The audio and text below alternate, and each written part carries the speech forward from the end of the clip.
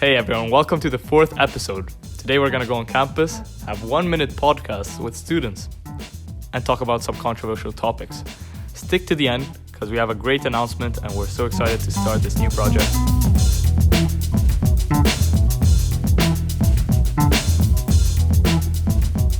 We're here with Nicolas. What do you study, Nicolas? I study IPCOM, Communication and Media. Yeah.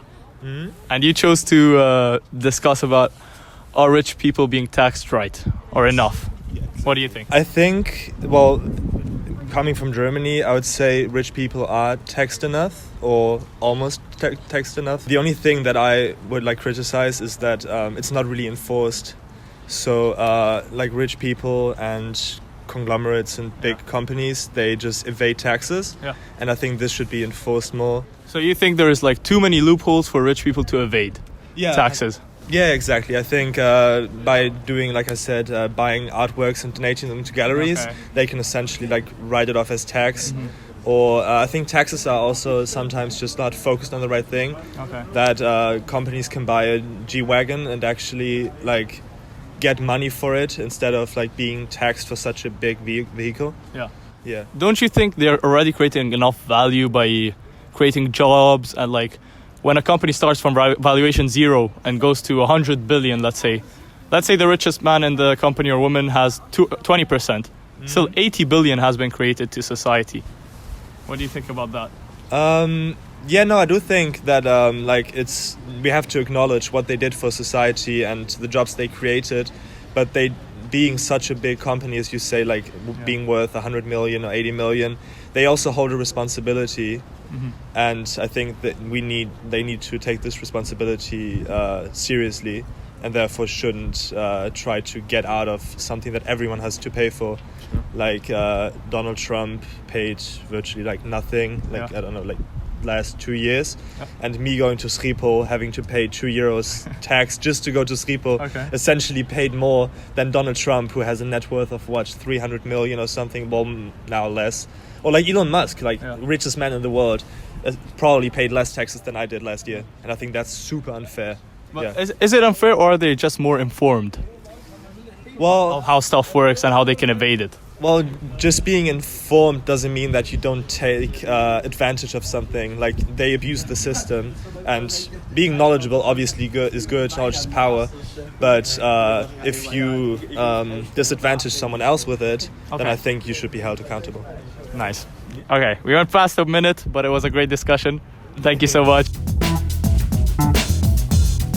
So I'm here with Lena. What do you study? IBEB. Okay. So you chose to discuss, are gender quotas useful? Mm-hmm. Not really. They're not? No. And why? I feel like things should be talent-based rather than gender-based.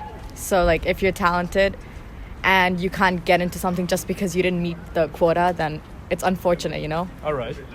But in less developed countries, or countries where there's a bit of prejudice on women and their abilities, don't you think they help facilitate it at the beginning? So at the beginning, it helps get a good number in, so they get power, let's say in a parliament, and then after that, it gives them more independence. Yeah. I feel like a question like this, it really depends on where. Yeah. You know?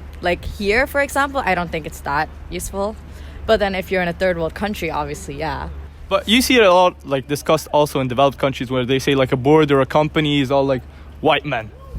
Yeah. And why is that also in developed countries? But I don't think it has anything to do with a quota. It just has something to do with the culture and just how there's this white men. Yeah. It's easier for them to go above ranks and stuff like that. I agree. In more developed countries, maybe not as much, but it's still an ongoing discussion. So you're saying that it depends where? Okay, if you're in a developing country, a quota like this would be useful. All right. To a certain extent. But for example, in the Netherlands, I don't think it's that prominent where the white man rules all. It's not that prominent here from what I've seen. Thank you so much. Have a great day. All right, Diego chose not to pick any of the topics in front of us, but he wants to discuss about the power of social media. What do you want us to talk about it? Okay, honestly, what's happening? Freedom of speech. This is freedom of speech. We're about to get shut down. You're being recorded. Record.